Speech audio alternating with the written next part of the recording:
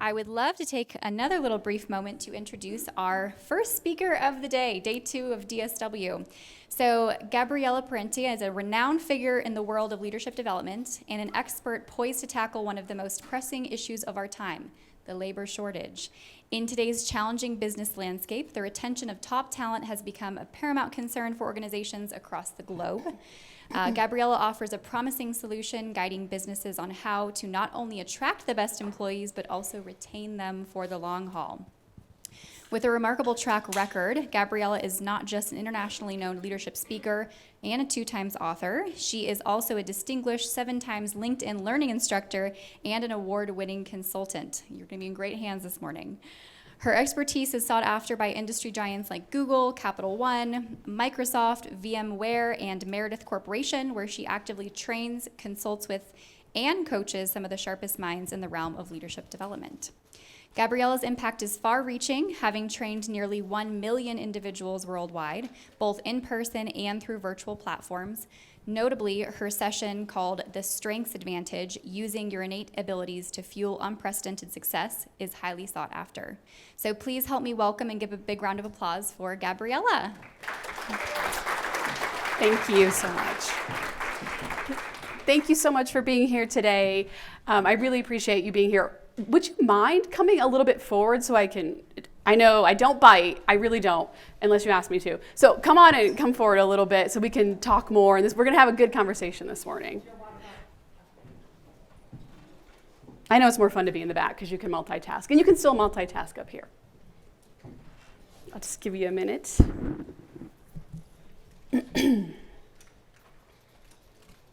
Okay, wonderful. Thank you so much. Okay, I feel like we're closer already, and I'll come down here and speak to you as well. So my topic today is called I Quit, Why Good People Leave and How to Make Them Stay. So if you've been to any of these programs already, you're going to hear about these lovely sponsors again. So Emerge is in the back. They are our platinum sponsor for this event, part of the People Track. The People Track is one of the 8 programming tracks aimed at supporting Denver Startup Week. So thank you so much for being here.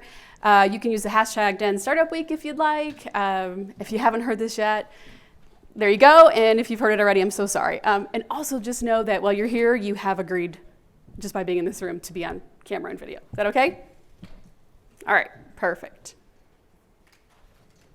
All right. Our presenting sponsors, Amazon, title sponsors, Capital One, Dell, Denver Business Journal, and then again, Emerge for the People Track. So they're in the back there. If you'd like to speak to them afterwards, they do staffing and recruiting. They do amazing work, and so they're back there to talk to you. Again, more of our amazing sponsors, Southwest, Method, Posanelli, right close by here. So let's go ahead and get into that. So thank you to all of our sponsors. Thank you for being here. Thank you for having Denver Startup Week. Thank you for, isn't it great to have downtown Denver back to the way that it used to be, right? It's so much nicer. We're back. Okay, so I quit, right? The 2 most feared words that managers hear. And if you're the one quitting, it's not really that fun either to say I quit, right? So my story begins in early 2020. I was working as a senior consultant for a larger company, and we were really helping companies stay in business at that point.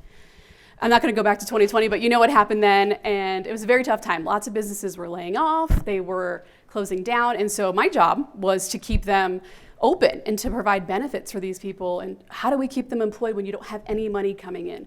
And some industries were just decimated immediately in 2020, and we had to help them as well. So working really hard, I also had at the time a newborn baby boy.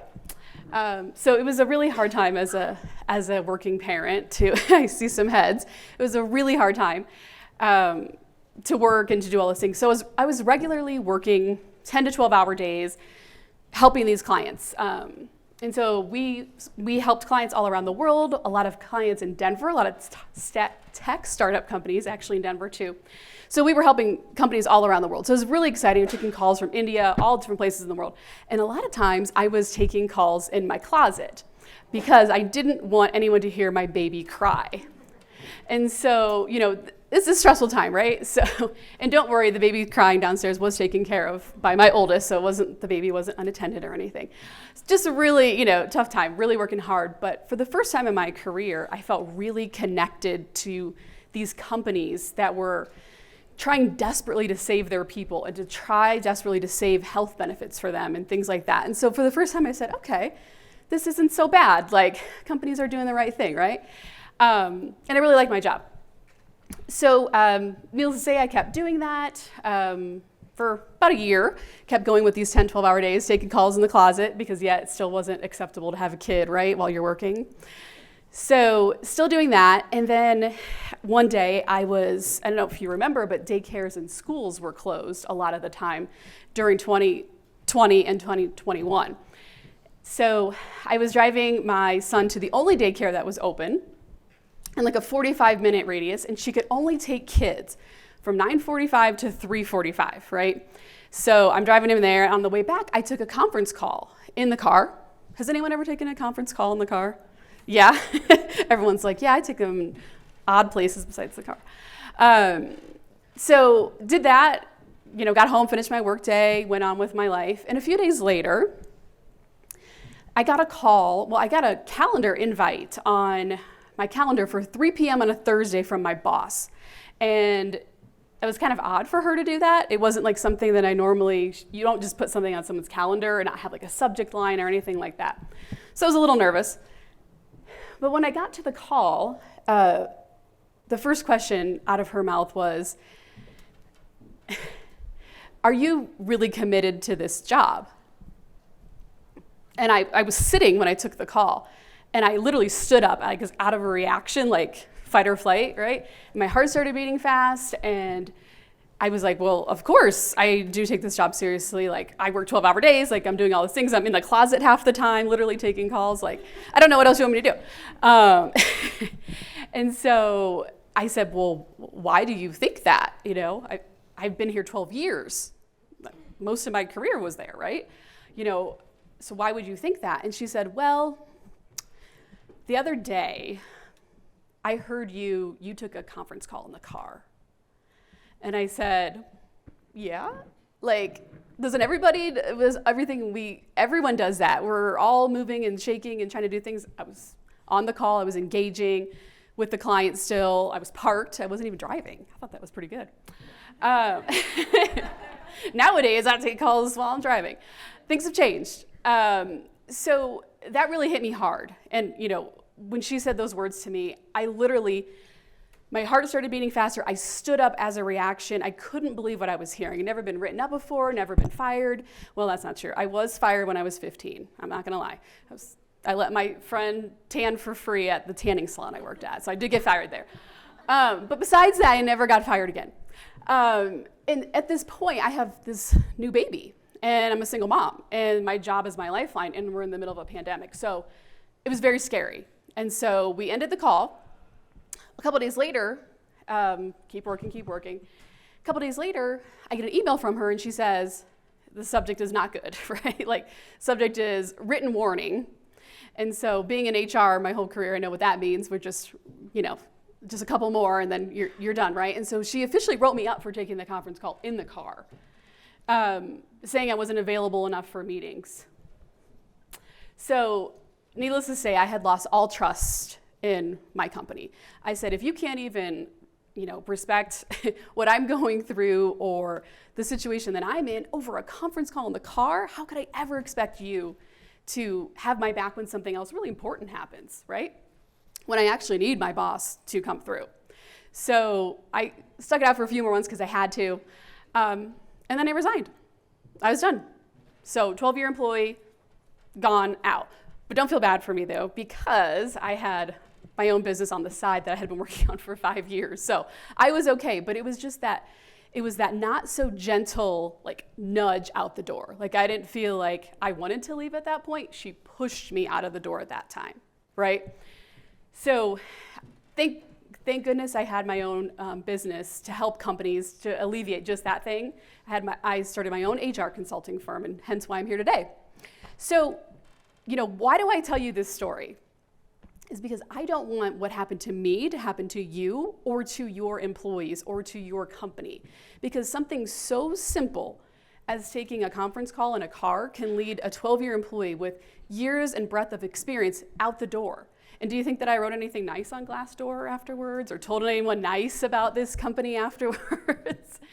No, I really didn't. No, I didn't write anything bad, but I definitely didn't say anything good. So I don't want that to happen to you. And now I'm on a mission myself to help companies become more equitable, more fair, more diverse, and just a happier place to be. All right, so why do you think, what's the number one reason? There's a lot of studies about this, but why do you think people leave companies? Like, what are your guesses? Like, people say comp, benefits, bad boss. What was that?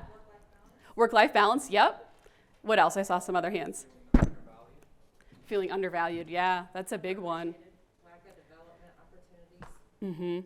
That's really high. What else? No sense of belonging. No sense of belonging, yep. Lack of flexibility, yep. Any other hands? Yeah. Autonomy, like lack of autonomy? Or micromanage sometimes. Yep, micromanage, yes. Lack of respect. Lack of respect, right? All of those are such big reasons. I mean, at the end of the day, like lack of respect is really so important. But the number one reason why people actually leave companies, and this is studied by millions of people by Gallup over and over again, it is the manager. It is your frontline manager, time and time again. That is the number one reason why people leave companies. So Gallup has done, like I said, multiple studies about this over millions of people across the whole world, and they found that 70% of the variance in team engagement is solely determined by that manager, right? And then also another study found that employees surveyed had quit because of a bad manager, and almost 2/3 believe that their manager actually lacked proper training, okay? So if you're a manager, no pressure, right? Like you're only the biggest person, there, but don't worry, I'm gonna teach you how you can save the day and change some things around. Okay, so one thing to remember out of this is that people actually don't leave companies. They leave the manager. They don't leave their coworkers. They don't leave because you didn't have the best benefit plan or the best ski passes or the best beer at the office for a happy hour. Like, they don't leave because of that. They leave because of that frontline manager, the one they have the most contact with every single day, okay? So you can have the coolest company, coolest culture, you can do all of the things, right? But at the end of the day, it's how they treat you that's the most important. So to be honest, it's not that it's the manager's fault necessarily, it's that there's a lot of crappy training out there, right? Has anyone ever been in a manager training class before? Yeah? There's a lot of crappy training, right? It's like, here's the HR laws, here's the rules, here's what performance management is. But we lack everything that's actually important, like building empathy, right? Motivational psychology, we don't talk about that. We don't role play in real life situations, and we certainly don't talk about anyone's unique strengths in training. I highly doubt that anyone here has been through a training that has, or maybe one or two, that a training hasn't had that, right?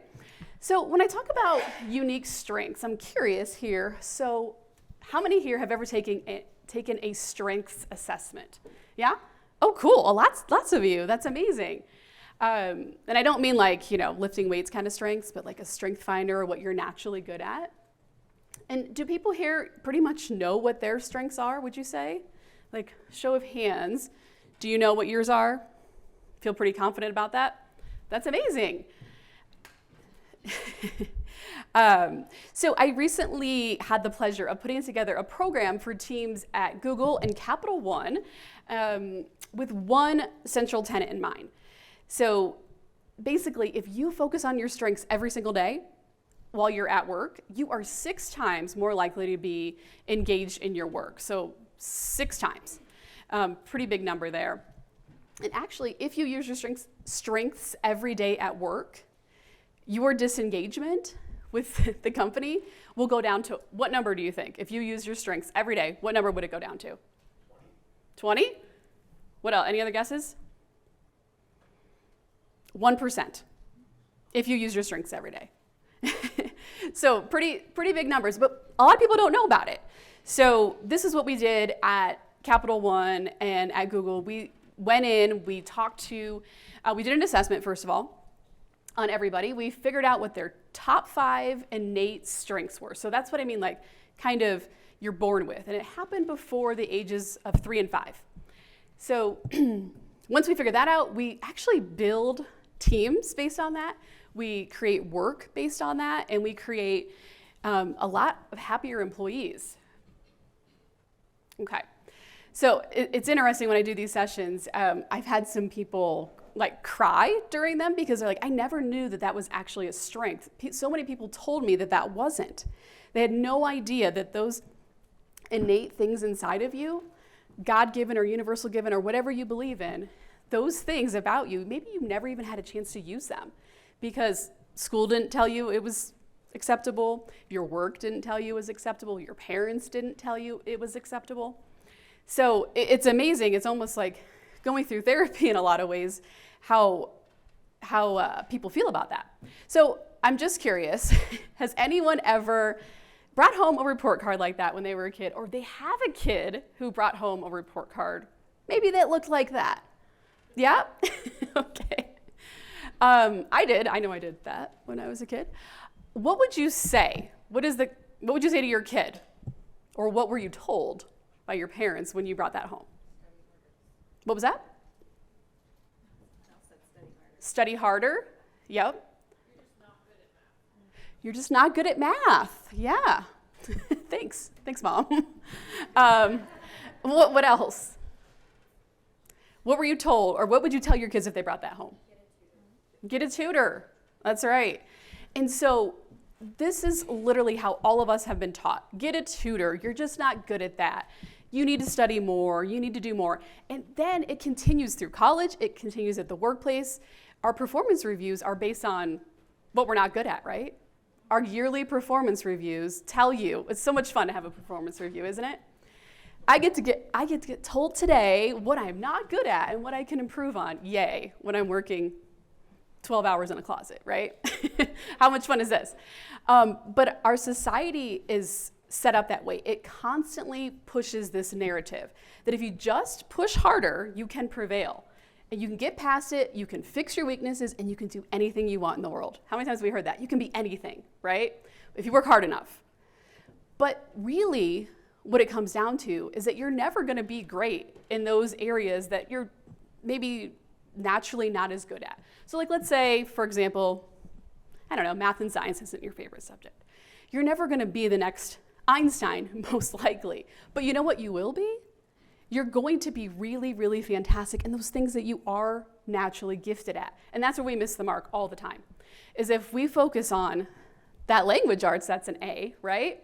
So that's language, that's English, that's the ability to be able to speak in public, that's the ability to talk to people at networking groups. These are really important things, but we don't focus on it. We say, get a tutor. You're not good. So that really helps. You're not good enough, but we don't focus on the things you're naturally good at. And so when managers start to learn this, they start to create work differently, and start to assign work differently, and they see huge amounts of productivity and engaged employees, okay? And we're gonna have a video here, but does anyone remember this? If you can't say anything nice, that's right. And we're gonna play that, but we don't have audio today, and that's okay. But you all remember it, obviously, from Bambi. And my mom always taught me that. But, you know, we don't have to pick somebody down to nothing to make them fix their strengths. Do they have to learn math and science? Do they have to do that Excel spreadsheet? Probably, right? They probably still have to do that expense report, whatever it is. And we teach them how to do that and we manage around it. But when we focus on that area, that language arts or whatever it is that you're really, really good at, you're gonna see exponential results. And then we create projects and teams and we give them learning development. And that's what I think someone said over here, that they don't have learning and development opportunities. That's so easy, that's free. That doesn't cost anything to be like, come along with me. I really want you to see how this work is done over here in this side of the business, right? Okay. Oh, there we go. Okay. So if a manager primarily focuses on an employee's strengths, it's a hard word, the likelihood that the employee will be actively disengaged is how many percent? 1, which is crazy, right? I think that's pretty good. I'll take that if I was a manager.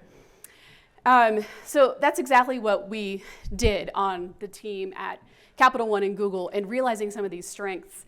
And there's an assessment called Strength Finders, and I use that a lot in my practice and with these companies. One in particular for this one particular female Google executive that I was working with, her top strength was activator. Does anyone know what that means on Strength Finders? Can someone tell me? Anyone? I saw a bunch of hands over here. Getting stuff done? Yeah? Isn't an activator like someone who can help other people get stuff done? Well, they can. That can be an aspect of it for sure. But the activator role, really, they have no patience. So they cannot stand for people to have great ideas and then not create a company out of it, right? They couldn't handle not being a Denver Startup Week with these ideas. So if you have a great idea, you have to do it. You have to take action. So these are people who are great to work with on a team or to lead a team because they really can bring you to greatness if you have a bunch of ideas. So we taught her how to lean into that activator role instead of kind of being impatient, which is the dark side of it, right? Like, why aren't you doing something? Instead of that, but lean into how valuable that is on a team, right? I'm sure many of you have been in meetings after meeting after meeting where people just discuss ideas. Has anyone ever been in a meeting like that? Where we just go round and round and round and really nothing gets accomplished, right? And this is our agenda. This is what we'll follow up on, barely any of those things happen. But somebody who is activator, right? They take those ideas and they put them into action. They can't stand it if it's not put into action. Now, people over time may have called her impatient, right? Rude, right? Maybe those are the words she might have gotten over the years. But really, when she focuses on it and leans in on it, she's the one who makes things happen. So once you figure out what your strengths are, and that was her number one, she's obviously doing really well. She's a senior executive at Google. So leaning into that is where you find your most success in life. Instead of, well, I'm not very good at that, or someone's called me that in the past. It's because you didn't lean into it correctly, right? Okay, so before we take a look at the second reason why employees leave, let's just take a look at what's going on in the world and what's going on in Colorado, okay? So I love these little charts, all these quiet trends, right? We hear about like a new one every week. These crack me up though. So quiet quitting, everyone knows what that is, right? Okay, so these are Google searches from 2022 to 2023, so August 23. So quiet quitting was really heavy. Now people are just straight up loud quitting, right? So before we were a little scared. We were gonna just, not care what our bosses said, and we were gonna go do what we wanted and, not be online for a couple hours during the day and quiet quit. Now people are just straight up quitting, right? They're like, I'm done. COVID has taught me that I no longer wanna be miserable and I wanna move on, right? So this is where we're at. Quiet hiring, has anyone heard of this before? Yeah? So quiet hiring is that you don't tell anyone that they're getting a new job. You just give an existing employee a whole other set of responsibilities. Because so many people have left that you're like, well, we don't have anyone else, so we're just gonna give it to them. So we quietly hired someone new. You got a new job. Yay. Are you excited? So you'll see that trend. It's coming up more now because you've seen so many people leave, right? So now people are quiet hiring. And has anyone here experienced that, where maybe you've had 2 to 3 job duties placed on you? Yeah, it sucks. Saw a lot of hands there. And then quiet thriving, which is the only positive on here, is you found a way to take your own mental health back. And so you'll see this. People are learning. They're starting to pay more attention to what they need. They're looking at their own strengths. Maybe they're investing in their own mental health or meditation or whatever it is. But they're trying to survive. And really, I like to call that one quiet surviving, because they're staying, but they've just looked elsewhere outside of the company to feel better about their lives, okay? All right, so just real quick, look to the left and to the right of you. Just look to the person that's on the left of you or behind you, left and right. So 1 out of 3 of you, out of the 3 people you just looked at, are disengaged with your work. So I don't know which one it is. Which one is it? It's all of you. Okay. So I don't know who it is in the group, but one out of three of you is disengaged. And you're rage applying. Has anyone heard the term rage applying? Thank you for laughing, because it makes me laugh even thinking about that. Like I just see someone like on their computer, like in the closet, like rage applying. I'm so mad at my employer, I'm gonna apply to somebody else. And I've done it. I've gotten so mad, I've sent out resumes after resumes, but that's what rage applying is. And so many people are doing that. So 1 in 3 of you is disengaged, and 1 in 3 of you is rage applying right now. So if you think your employees are not rage applying or not thinking about this, you are absolutely wrong. So you can kind of see that up there. It really spiked in the middle of the year, and it's simmering down a little. But you also see this thing called shift shock and boomerang employee. So basically, that is somebody who's like, I'm out of here. The grass is going to be greener on the other side. I'm leaving. They do leave. They realize the other company sucks too. And then they go back to the boomerang company that they started with. They're like, ooh, crap, I gotta go back. It was better, actually. So they're exploring, right? So what does this tell you? All these crazy numbers and all these trends is that it is all over the place in what people are doing. But the general trend is people are sick of it and sick of being treated badly at work. And so this is our job as leaders to make this better. So another quick thing. Sure. Sorry, I have questions. Yes, please. Copycat is when one company, this happens a lot in the tech world. So-and-so over in Boulder, they laid off a bunch. I'm gonna do that. Yeah. So this is an employer response. Yeah. You know, it's a quick response to what's going on with the market. Let me lay off. And that's really common in the tech world and extremely difficult on the employees, right? I know people, and I've unfortunately consulted with companies some people who work solely in the tech industry, been laid off, like year after year or 2 years. So this is what happens, copycat. Thank you, good question. And don't worry, you're gonna get all these slides. I have a quick little thing to show you to get all the slides. Or you can take pictures of it. So let's talk about specifically Colorado. That was the whole world, right? That's everywhere. So let's talk about what's happening in Colorado right now. So unless you've been living under a rock, I think that you know that the cost of living has gotten a little high here. You think? Maybe? Just a tiny bit? So let's say you moved here in 2002, because really no one's from here, right? The actual home price in Denver Metro was $220,000. Right now, that same house is worth $650,000. And that's a starter home in the Denver Metro area, okay? So Denver apartment rates have increased by 114%, and now it's 3 times as hard to enter the housing market now. So if you just moved here or you just got to that age where you're like, I gotta buy a house, it's 3 times as hard for you to buy a house, okay? And also ski pass prices have doubled, and I just think that's the rudest part of this all. Why did anyone move here if you can't ski or snowboard?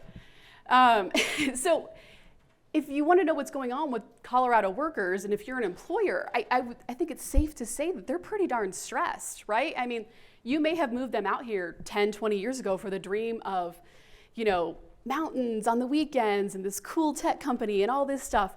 But really what's happened is that they can't afford to live here anymore.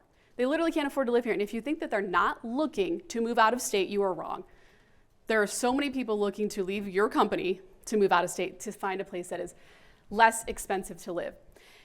Also, something interesting that I found about Colorado recently is that Colorado has one of the highest divorce rates in the country. Does anyone know why? Would have any ideas? Because the prices are so expensive? What was that? A lot of federal government employees. Federal government employees? Okay. Yeah. What else? What other guesses do we have? Just like Financial. Yeah. It doesn't certainly help that you can't afford to live here, right? What else? What are some other reasons why you think possibly that Colorado may have the highest divorce rate in the country? One wants to move back to the Midwest. The other she's in Yeah. Like it's too expensive here. And one goes to the Midwest, right? Divorce, right. So there's one reason which I found so fascinating is because of lack of family support. And why does that happen in Colorado? Because no one's from here, right? Like I don't know how many people in this room are from here, but it's not very many. So you move them out here, right? It seems like everyone I talk to, oh, I moved out for a job. Oh, I moved out for a job. Very rarely do I hear any other reason why you moved out here. But I moved out here for a job. They moved me out here. But guess what happened? They lost all of their family support when they moved out here. They want to go skiing on the weekends. They want to do that. Now you can't even get to the mountains on the weekend. Like, no one go, like, it's too expensive and you can't even get there because the traffic is so bad, right? So when you brought them out here was a very different look at how it is right now. Now they're struggling, right? And now we're realizing the lack of family support actually impacts Colorado families, which impacts Colorado workers, right? If you're getting a divorce at home, how are you going to be engaged at work? Very difficult. Okay, we were gonna watch a funny video there, but we don't have audio, so that's okay. So let's get up a little bit, stand up, and we're gonna introduce ourselves. So go ahead and just like 30 seconds, say hello to the person to the right of you, to the left of you, or in your case, behind you.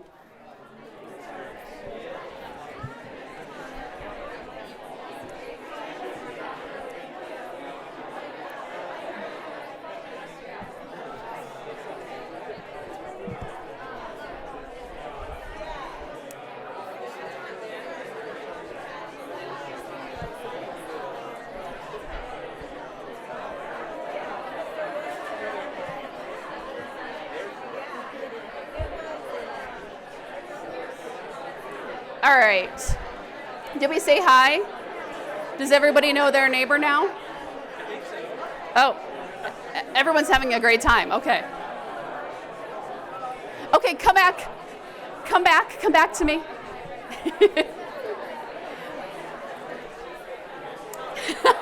We are going to come back to our new friends in just a minute.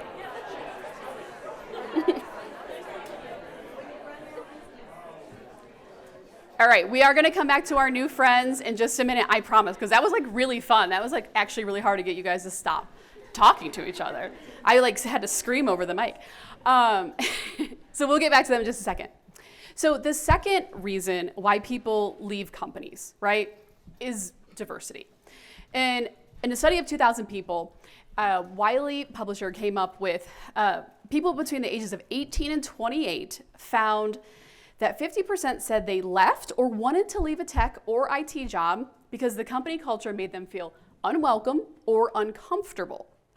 And a higher percentage of women, Asian, Black, and Hispanic respondents said they had such an experience, right?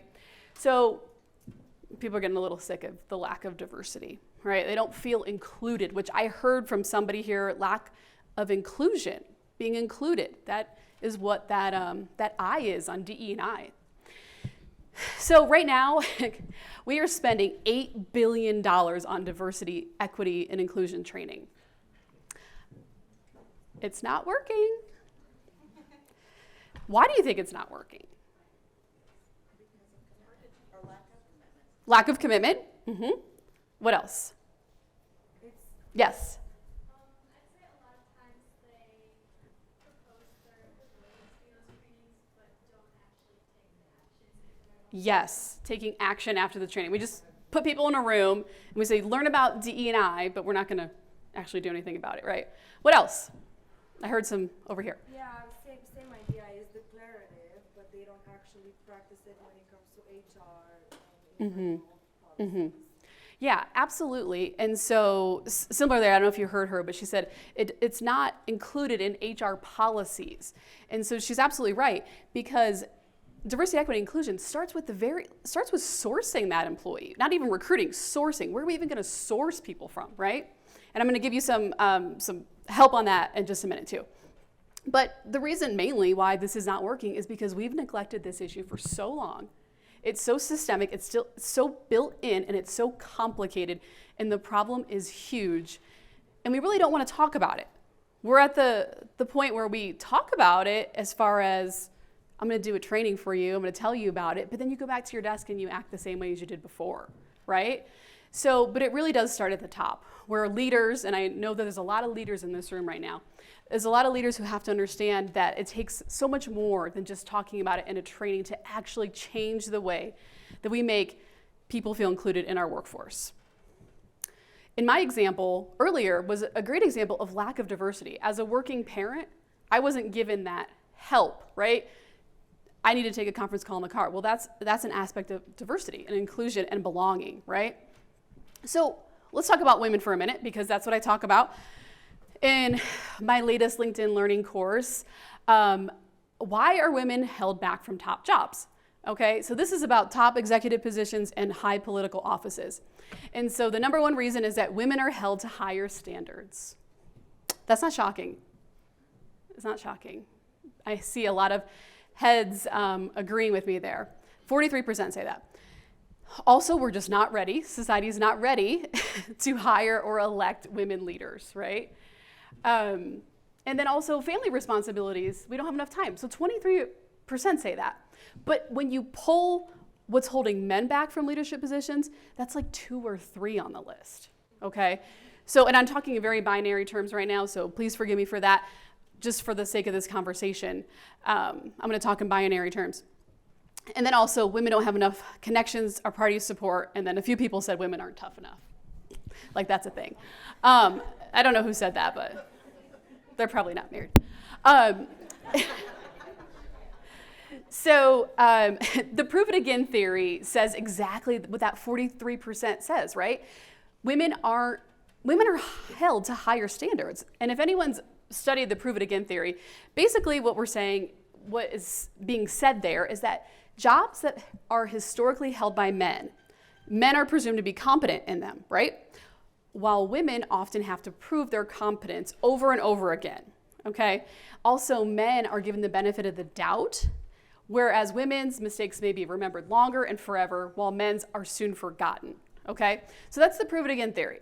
That's exactly what that 43% is talking about there. It's part of it, right?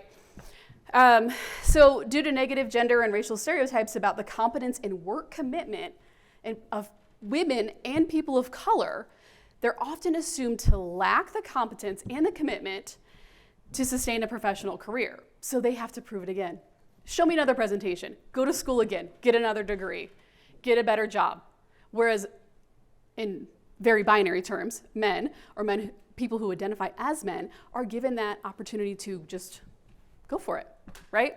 And this isn't a man-hating conversation by any means. I love men. In fact, I married 2 of them. So, like, this is not a man-hating conversation. We're just talking about numbers and stats here, okay? All right, but what can we do right now? What can we do about all this? So we talked about earlier that manager training, right? With unconscious bias training, where we're not doing the stereotypical stuff that was like on The Office, right? Like, we're actually like really getting into it. We're talking about everyone has an unconscious bias. We really do. And if we don't talk about it, it's uncomfortable to talk about it, but if we don't talk about it, change does not happen, right? So empathy exercises, again, role playing, this is all part of my manager training program that I put people through. It's also on my LinkedIn Learning course if you're curious to see that. We now have pay transparency laws, and we've banned salary history. Yay, Colorado. Yeah. I was so proud of Colorado when this happened. And for those of you who don't know what this is, how many people do know what that is? The salary transparency. Okay, so quite a few. So no longer do we can talk about how much money we make. Finally, right? We're not gonna get in trouble for it. I remember when I started my career in HR, almost 20 years ago, we were not allowed to talk about it. And if we did, we could be written up for that. So what do you think that does over time when people don't talk about their salaries? What happens? Yes? People who are underpaid just stay underpaid for their whole career. That's right. That's right. To the tune for women specifically, over $1 million in lost wages that happens to. $1 million. Just by that, one fact. So we've now, when you go to apply for a job in Colorado, they have to tell you how much money they're gonna pay you. So that's pretty cool, right? Or at least have a range. And Colorado is one of the few states who's doing that, so I'm super pumped about that. So we are making our way to make the workplaces more equitable and inclusive.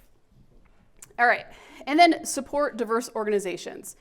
And really, if you have an organization and it's all white males, maybe we shouldn't have an employee referral program, right? Maybe we should go outside and look for people. And so I have a little cheat sheet here. These are just 10 places. Again, you'll get all these slides in just a minute. These are 10 places you can go and recruit from right now. that are from diverse organizations. So there's not everything is covered there, but there's a lot of people. We have Women in Technology. We have National Congress of American Indians. Out and Equal Workplace Advocates. All of them have people right now who could fill your roles that you have. So this is not a thing to say to people, I don't like employee referral programs. If you have a diversity problem, an employee referral program is the worst possible thing you could implement, okay? We don't need another one of them, okay? We don't need the same person coming in the organization. All right, you can take a picture of that or you can get the slides. So real quick, if you don't mind, if you could get out your camera and scan this QR code, takes 2 minutes of your time. This will allow me to give you all the slides, okay? So it's gonna ask you some feedback of what you liked, what you didn't like, what you'd like to hear more of. I take all feedback very seriously. So again, it'll just take about 2 minutes to do that. Make sure you put your email address in there. I will not spam you. I will send you the slides, okay? If you want me to spam you, let me know. But we'll just go ahead and take 2 minutes there, please.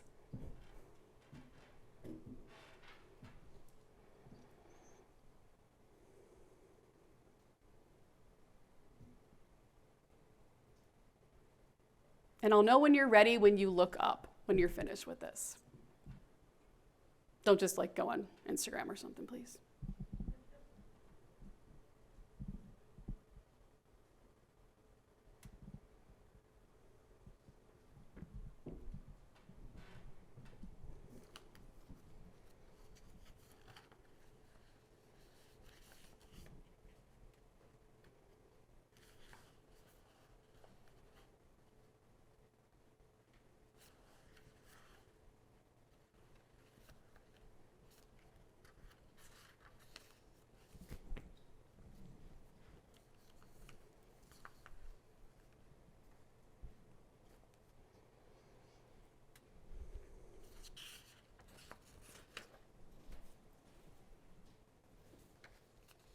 I see some eyes. Are we getting close?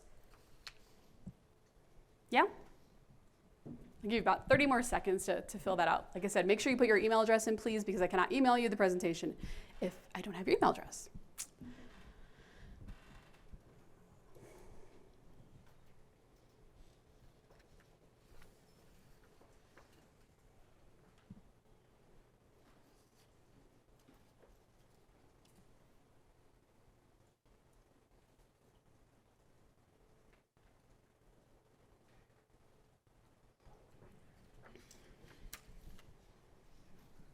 Okay, thank you so much for doing that. If you need more time at the end or you need to continue, please do so. Okay, so for the third thing today, the third thing that I feel like is very important for this conversation today and how to make your good employees stay, right? And make sure that they don't say those words, I quit. So the little things really are the big deal. And it's the way that you are treated every single day by your direct manager that actually makes you stay or want to stay at a company. So simply just asking somebody, how is your daughter doing at college, right? How are you actually feeling after that major surgery that you just had? And what do you need from me to help you be successful in this role? Like those little things, right, can really, those are the biggest deals. Having flexible workplace arrangements, pretty great, right? Hybrid work, remote work, I know it's controversial, but I think, how many people like remote work? Half and half. Okay, see, controversial. But the people who do like it, they're gonna quit if you don't offer it. So there you go. Or at least a hybrid part, right? Or at least allow someone to take a conference call in the car. If your core business hours are 8 to 5, why does it matter if someone comes in maybe an hour earlier and leaves an hour before, like leaves at 4 to pick up their kids? Why does that actually matter if they're there for 7 of the core work hours? Can you not have your meetings in those core work hours, right? These are the little things. And I don't know if anyone has anything to share here, but I'd love to hear from you if there was anything that you can think of that was a little thing that either kept you at your employer or made you say those words, I quit. Does anyone have any examples? I'd love to hear from you. Yes? My boss texted me at 7:30 p.m. on a Friday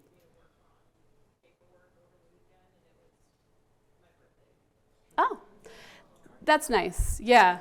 Birthday weekend. It's like questions like that. When is your birthday? Oh my gosh. Like, can we just at least say happy birthday to our employees on their birthday, right? And can we not ask them to work all weekend on that weekend? Yes. In my situation, I had a good friend pass away, so I'm sorry. was over a few months, kind of dealing with all of that emotionally and personally. I did take time off. I had a team of 13 people I was managing with 2 managers, Wow. and they did not skip a beat because they're a well-oiled machine. Nice. But when I got back within the first week, my boss said something to the tune of, "You need to manage your team," and I was like, that Monday I put my resignation, and I was like, Really? you can manage. So a The team, thing is, we had hit all our goals, we had continued to be effective, and so it was just not warranted. yeah, and what's going to happen is you're going to go to another company and maybe a competitor even, and all those towns, you're managing a team of 13 and you kept it going even while you were out. And they're losing all of that knowledge. How long were you there? 13 years. 13 years. Oh my gosh. So you're going to lose a 13-year employee over just that. That's a snarky, unneeded, and if you don't have anything nice to say, don't say it comment. Yeah. Yes. My boss told me that I was easily replaced. And when I called him on it, he says, "No, we're all easily replaced." I said, "Yes, but it's a very different comment when it comes from your boss." It absolutely is. That's just hurtful. Those are the things that you remember. Again, that doesn't cost any money not to say that. I've heard over and over, I don't have money, I don't have the budget to do these HR programs. I don't have the budget. That doesn't cost any money to not say those things.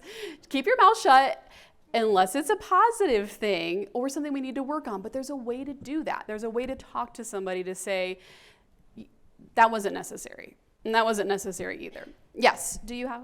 Sorry.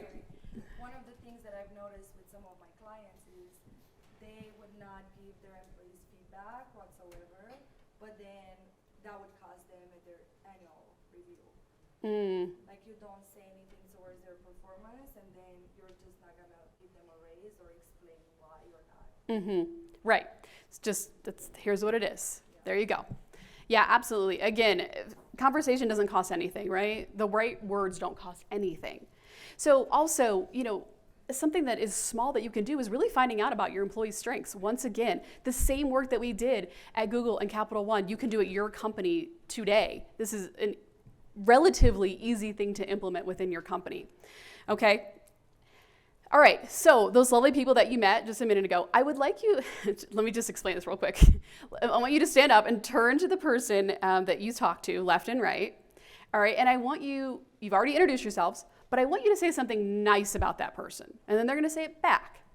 And then you're gonna turn to the other person and do the same thing. And we're only gonna take like 2 minutes, all right? I know you guys get excited about this, so please go ahead. Left and right, say something nice about that person.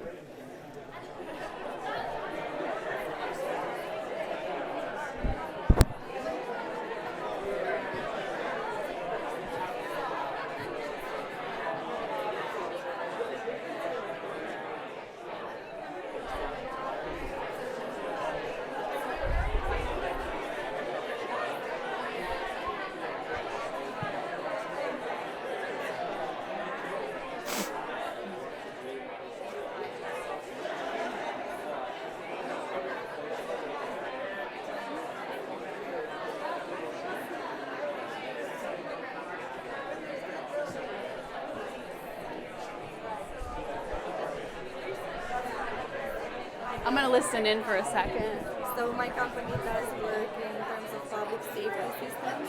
So safety is the number So one I thing. said it and I didn't even know it. And if you were my employees, I'd send you all birthday cards. So Yeah, we do that. do you?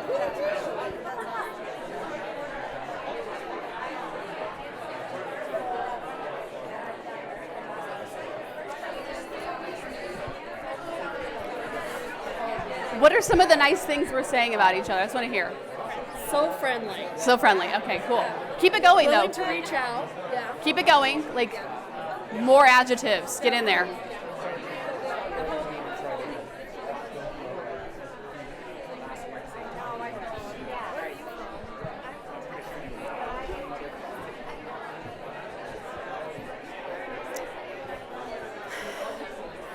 okay, everybody? Did you get some compliments? All right, let's go ahead and sit down.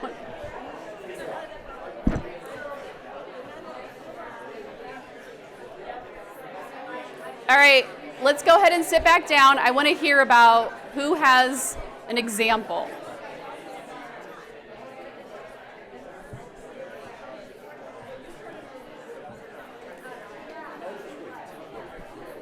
So who here has some great examples? You guys like love each other in here. Like I could have just had a whole hour workshop of you guys working together. So who, I would really love to hear from you now, okay? So if you haven't spoke up, I would really love to hear some great examples of what you said to one another. Here, please. Yes. So I thanked them for being here and said that it was clear to me that they had a deep commitment to not only themselves and their company, but who they work with. A deep commitment to who they are To them. and who they work with, and the commitment to who they work with. That's beautiful. They're here today, learning. Because they're here today learning. That's wonderful. Okay, what else? Oh, I know you all did it. Come on. I got one. Yes. Gabe over here is prior Army. I'm prior Air Force, and he said something nice about me in regards that he reminds me of one of his former NCOs, which I at first wasn't sure if that was a good thing or a bad thing. Right? But in the end, it ended up being a good thing. So. Oh, that's beautiful. That's awesome. So like different branches working together. I love that. So you didn't talk trash. You actually said something nice. Kind of? Say something nice. Oh, okay. Okay. What else? What else did you hear from somebody, or what did someone say to you that really like struck you? Yes. I thought it was great that as a woman, just as yourself, that as she left her job, she actually created her own consulting job, and that was out of a bad situation, she made it better. That's amazing. Yeah. Her own business, not a job. Mm-hmm. Consulting Mm-hmm. business. Kudos. That's awesome. That's what we're here for this week, right? What else? What else did you hear from somebody today? Yes. The best looking person. I love it.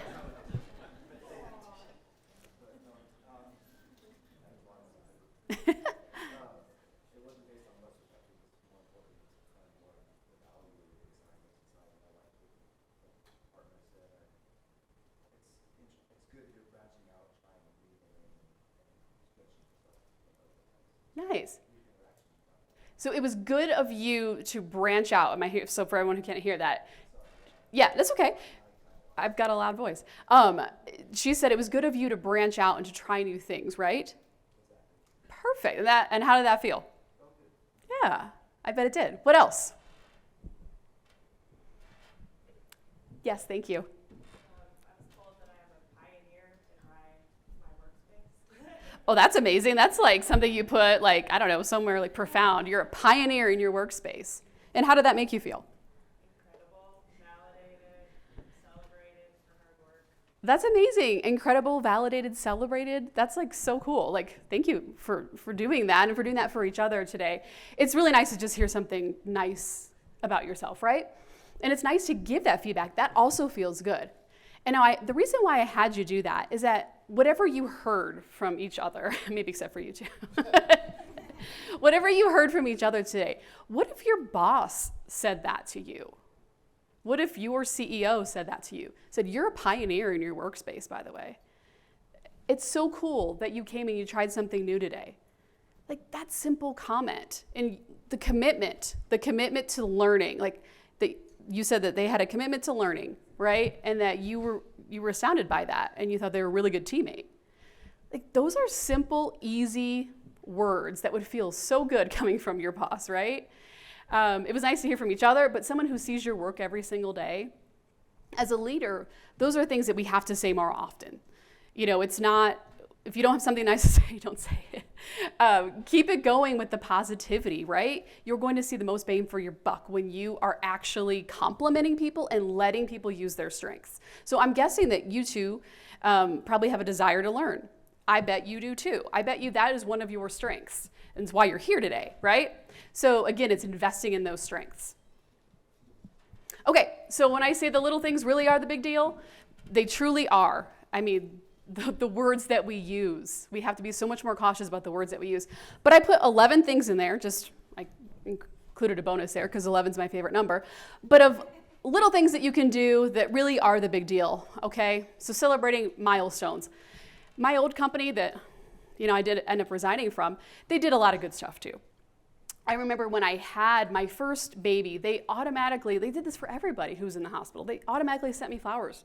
And it was so nice to see flowers at the hospital. And the same with anyone who had surgery or was in the hospital for something, or if someone lost a parent or a loved one, they would also send flowers. And they just had a budget for it, and they did it every single time. It was very cool. Again, flexible schedules, mental health resources, EAP, there's so much material out there right now that you can get and you can implement in your companies. There's really no reason why you can't. Again, this will all be in the slides. So you don't have to worry about taking too many notes there. So if you liked what you heard today and you have any questions on how you can implement this at your company, please feel free to reach out. I'm here. I put my cell, email, so easy to get in touch with me if you do have questions on how to implement some of this stuff in your own workplace. Also, there's a QR code. If you can go right there, and you can also just put a meeting on my calendar. So we can do that as well too. So whatever's easier. I just learned about taking walks for meetings. I recently had somebody who said, let's put something on my calendar and said, we're gonna take a walk. So I love walk meetings if you wanna do walk meeting. So again, this has to be top of mind for all of you because we are all fighting for the same exact talent. And the reason why I say that is because not enough people are being born to actually fill the positions that are becoming vacant right now. In the United States, 10,000 baby boomers are retiring each day. Like, there are not enough people being born to ever fill that gap, right? So the people you see in this room, the talent that you see in this room that's online, we're all fighting for you guys. You're coming back and forth, you're boomeranging to this company, to this company. It's all the same people. So why not just keep the good people that you have, right? Keep them in your organizations. We're down 2 million workers since the pandemic. And a huge percentage of that is women. Women were instantly pushed out of the workforce because of how hard it was to work during the pandemic. Someone had to take care of the kids. And so a lot of times it did fall on women, not all the time, but it did, and it took women out. And we are down to numbers of women's participation in the workforce is down to where it was in the 70s. Which is so disheartening to hear that. The number's coming up, but we're not near where we were before the pandemic. So again, things have to happen. Diversity, equity, and inclusion. We have to actually talk about these things. We need to create flexible workspaces for people to work. Is it okay to have your baby crying beside you? Yes, it is. You can do your work. You don't have to sit in a closet, right? You can do your work with a child at home. We did learn that through the pandemic, and that needs to keep going. So one last note, as we do keep this top of mind, remember as a leader, you are the person that they are discussing at the dinner table when they go home at night, okay? So if you don't think that's true, what do you go home and tell your spouse or your partner or your puppy about, right? You go home, how was your day, honey? Well, my day was this and this and this. You always say, how was your day? And you always talk about work, do you not? And so you as a leader, you're front of mind. You're at that dinner table. You're front and center, and how you treated people that day is going to be they're going to be talking about you that night. And my question is to you, how will that conversation go? Thank you.